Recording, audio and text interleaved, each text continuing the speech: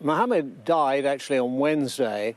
That, of course, was the day before the 26th anniversary of the terrible deaths in Paris of his eldest son, Dodi, and the family's dear friend, Diana, Princess of Wales.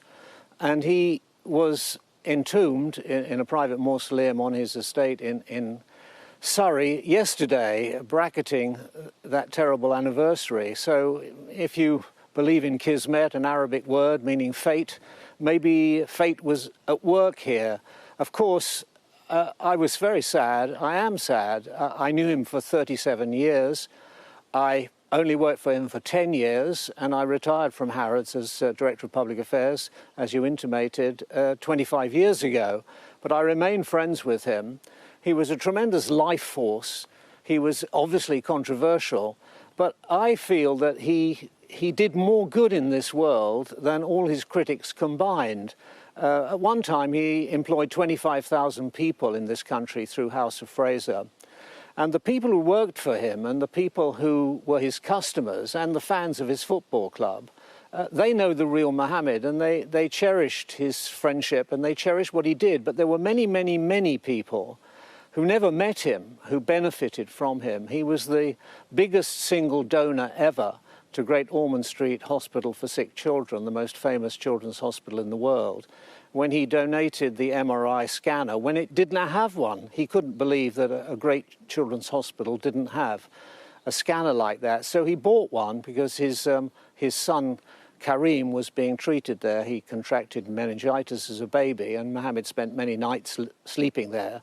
And he decided to help the hospital, which he did. And as I say, he was the biggest single individual donor, although, of course, the Wishing Well Fund, which was brilliant, raised £32 million. He was controversial, but a lot of people agreed with what he said, and a lot of people believed that he was right, and he pursued it. He was very worried that even 10 years after the tragedy in Paris, there was no inquest, and eventually one started, and it took 6 months.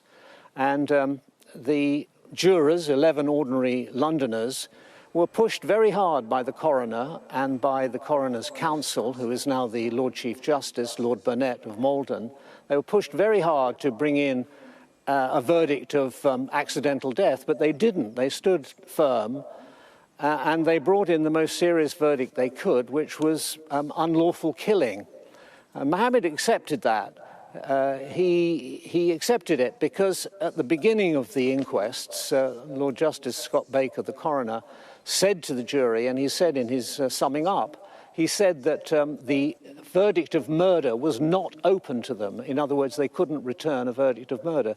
So they brought in the most serious and grave verdict that they could. It was a very traumatic time. The week between the deaths of Diana and Dodi and the funeral of Diana in Westminster Abbey was very traumatic. It was the longest time I ever remember him staying away from the shop. And when he came back, he was greeted by people who were sharing his grief, which went around the world. Michael, you say there that he accepted the conclusions of the inquest. Did he ever come to peace with the circumstances of his son's death? Well, it's an extremely perceptive question.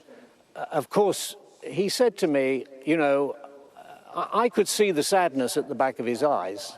I knew him very well. And he said, I can't look like I feel. I can't go around looking sad. He said, I've got 7,000 employees at Harrods. I've got a family. I've got a football team. I've got to look optimistic. But life was never quite the same for him. He'd lost his eldest child. And, of course, Dodi and Diana, he believed very, very firmly that they were going to have a golden life together. And to see that all ended in such a terrible way, with the princess who was alive and talking after that crash, and it took 100 minutes, 1 hour and 40 minutes, to get her to a hospital where her life would have been saved. Now, if you and I, Samantha, were in Paris and we were in a crash and it took 140 minutes, 100 minutes, 1 hour and 40 minutes to get us to hospital, I think our families would want to know the reason why. And really, that's all he wanted. He wanted to know what had happened, why it had happened, and who was responsible for it. And he accepted that the jury did their best, and he always believed to his dying day that some more information would emerge in due course, which would prove his hypothesis that they were murdered. And Michael, I don't know how recently you spoke to him. Do you think he regretted anything in his life? No, I don't believe so. He was happiest with his own family. He never wanted to be part of society. He didn't want to go to nightclubs, although he owned one, or smart restaurants. He was very much a family man, and actually I think it was that element that attracted Diana to him. And she was always looking for a happy family life from the moment at the age of 6 her mother walked out of the home and she stood at the gate and watched her go. And in the Fayed family, she found a very happy family. And I think that's what attracted her to them. No, Mohamed didn't. I saw Mohamed a couple of years ago, but I've been in touch with him. He sent me a lovely, funny letter on my 80th birthday in March. He was sparking, and he was still very much enjoying life, never happier than when he was with his grandchildren. But any family anywhere who loses a child in those circumstances is never going to be quite the same. But he took great comfort in the very many people he managed to help around the world. I mean, there were the number of cases that came in. I mean, I used to say to him sometimes, why do you do this? And he said, well, if you do something good in life, you come back to something good. And I said, well, that's Buddhism, that's not Islam, that's not Christianity. He said, it doesn't matter. In the Quran and in the Bible, it says, be good to people, and it will be good to you. So he was very much a philosopher in his own way. He loved people, he enjoyed people, he loved being in the store. A day away from Harrods was a day that he didn't enjoy. But we'll miss him. I mean, he was a great character.